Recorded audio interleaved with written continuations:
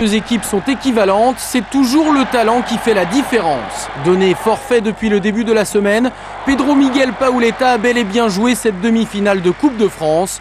Le coup de bluff du Paris Saint-Germain et de son entraîneur a parfaitement fonctionné.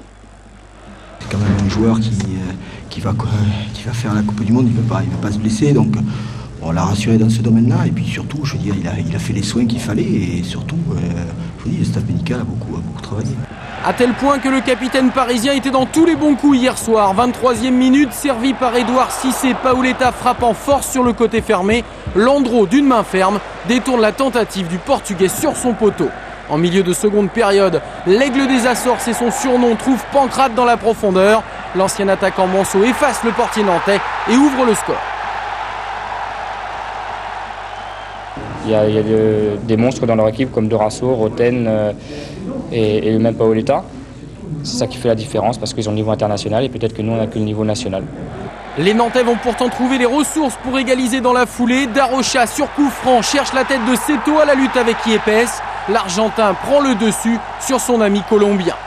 Il reste alors quelques minutes à jouer et c'est le moment choisi par le fantomatique Dorasso pour adresser une merveille de ballon piqué dans le dos de la défense nantaise. Après, c'est le talent de Paoletta qui parle et qui fait mal. Paoletta marque un but de PlayStation, comme on dit les joueurs. C'est sûr que sur un coup comme ça, on ne peut trop rien dire.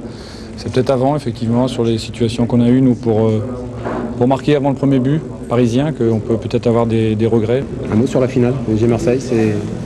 Non, il n'y a pas Nantes, c'est tout. Ce bar du centre-ville de Nantes où les fans des Canaries ont joué collectif pour suivre leur équipe et digérer la défaite. Henri Elie et Fabienne Béranger.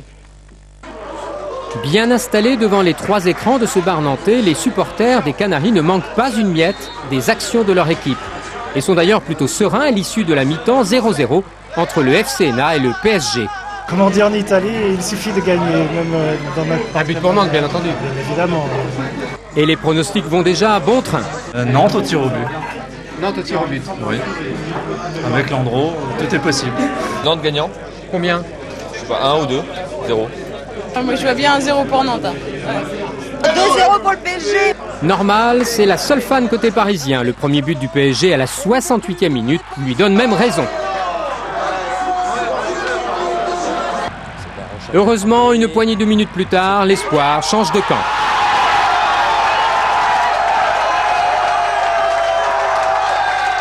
Une euphorie qui dure hélas un petit quart d'heure, une euphorie brisée par le but du Parisien Paoletta.